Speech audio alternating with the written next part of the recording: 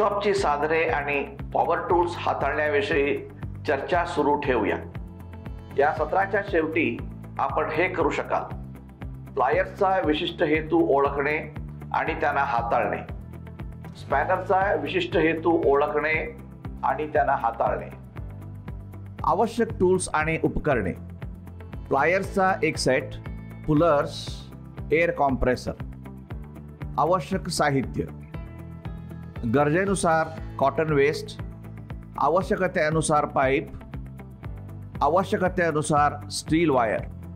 Pliers सामान्यतः wire कापणे, part धरणे, विद्युत कनेक्शन क्रॅम्प करणे आणि क्वार्टर पिन वाकविण्यासाठी वापरले जातात। साइड कटिंग प्लायर्स हे एका कोनावर बसवलेल्या जॉजने बनवले जाते। त्यांचा वापर मर्यादित जागेत तार कापण्यासाठी आणि पृष्ठभागाच्या पातळीजवळील तार कापण्यासाठी केला जातो। त्यांचा उपयोग क्वार्टर पिन पसरविण्यासाठीही केला जातो। एक्सटर्नल सर्क्लिप प्लायर्स शाफ्टच्या खाचामध्ये एक्सटर्नल सर्क्लिप फिट करण्यासाठी आणि काढून टाकण्यासाठी एक्सटर्नल सर्क्लिप प्लायरचा वापर केला जातो। आता प्लायर्स कसे हाताळावे हे जाणून घेऊया। प्लायर्समध्ये पिव्होट, हिंज किंवा फुलक्रम पिनने जोडलेले लेग्स असतात। प्रत्येक लेगमध्ये लांब हँडल आणि एक छोटा जॉ असतो। नटमध्ये लॉक वायर असलेला घटक निवडा जो काढून टाकायचा आहे। लॉक वायर अनट्विस्ट करण्यासाठी कॉम्बिनेशन प्लायरची फ्लॅट ग्रिप वापरूया। कॉम्बिनेशन प्लायरवरील फ्लॅट जॉच्या टिप्समध्ये सामान्य धारणेस मदत करण्यासाठी कट आहेत। गोल वस्तू पकडण्यासाठी पाईप ग्रिपवर दात असतात। मऊ तारा कापण्यासाठी कटर तर स्टीलच्या तारा कापण्यासाठी किंवा काढण्यासाठी 2 जॉईंट कटर देण्यात आले आहेत। हँडल हाताने दाब लागू करण्यासाठी डिझाइन केलेले आहेत। फिरत नसलेल्या नटमधून लॉक वायर पूर्णपणे खेचून घ्या। आता योग्य आकाराचे स्पॅनर वापरून नट काढून टाका। नट आकाराच्या आधारे स्पॅनर ओळखा। जंक्शनवरून काढण्यासाठी ब्रेक पाईपलाईन निवडा।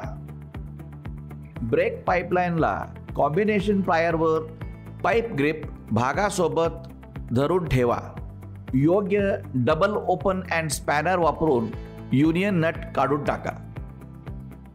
आता कापण्यासाठी 3 मिलीमीटर विजेची तार निवडा। जॉईंट कटरच्या मध्ये वायर ठेवा आणि वायर कापण्यासाठी हँडल दाबा।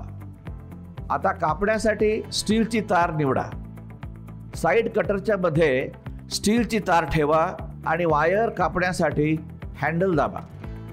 टॅब वॉशरसह नट निवडा जे काढून टाकणे आवश्यक आहे। हे काम करण्यासाठी आपण फ्लॅट नोज प्लायर निवडूया। टॅब वॉशर उघडण्यासाठी नोज प्लायरचा वापर केला जातो।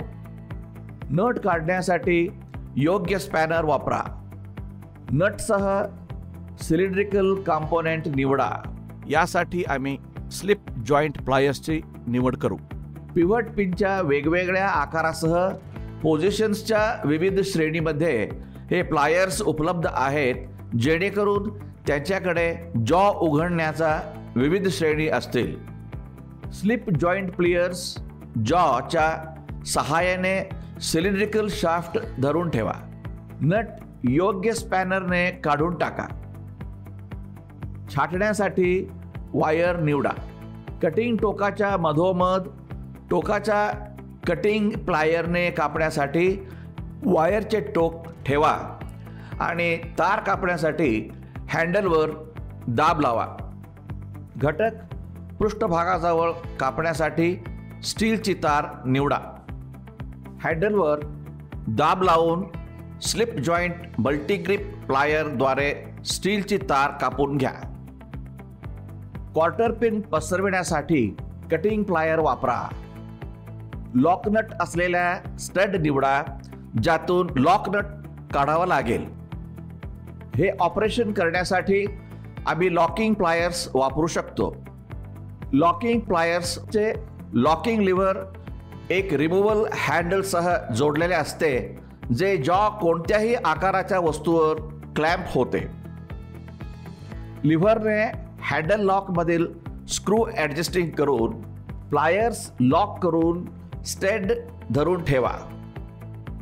लॉकिंग नट काढून टाकण्यासाठी योग्य स्पॅनर वापरा.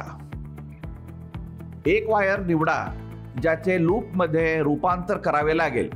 कोणतीही वायर लूप करण्यासाठी आपण राऊंड नोज प्लायर वापरू शकतो. राऊंड नोज प्लायर या प्रकारचे प्लायर पातळ गोल आकाराने बनविलेले असते. त्याचा उपयोग तारामध्ये लूपला आकार देण्यासाठी आणि नंतर हलक्या धातूच्या पट्ट्यामध्ये वळणे तयार करण्यासाठी केला जातो. आता राऊंड नोजच्या जबड्यामध्ये लूप करणे आवश्यक असलेली कोणतीही तार धरून ठेवा. नंतर राऊंड नोज प्लायर वापरून एक लूप तयार करा. वर्कशॉपची साधने आणि पॉवर टूल्स हाताळण्यावरील या सत्राचा सारांश घेऊया. विशिष्ट हेतूसाठी प्लायर्स कसे हाताळावे, लॉकिंग डिव्हाइस टाइटनिंग कसे करावे आणि फ्लेअर जॉईंट्स आणि फिटिंग कसे बनवावे हे समजून घ्या. वेगवेगळ्या प्रकारचे प्लायर्स कसे वापरावे हे समजून घ्या. योग्य स्पॅनर निवडा.